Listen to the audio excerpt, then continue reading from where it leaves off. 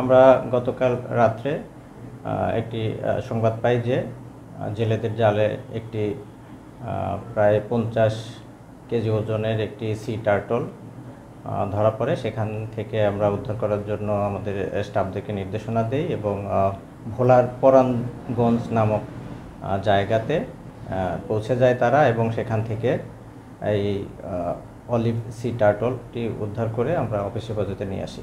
আমরা ধারণা করছি এটা সাগরের মোহনা বা সাগরের কাছাকাছি কোনো একটি অঞ্চল থেকে জেলেদের জালে এটা ধরা পড়েছে এবং পরবর্তীতে আমরা জেলেদের কাছ থেকে এটা উদ্ধার করি।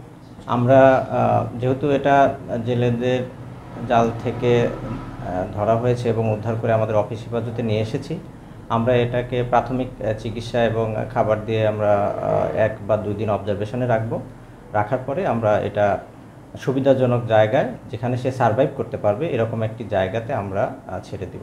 শিয়া বাটার ও ভিটামিনে সমৃদ্ধ লিলি বিউটি সোপ, তারুণ্যময় উজ্জ্বল ত্বকের জন্য। রিমার্ক,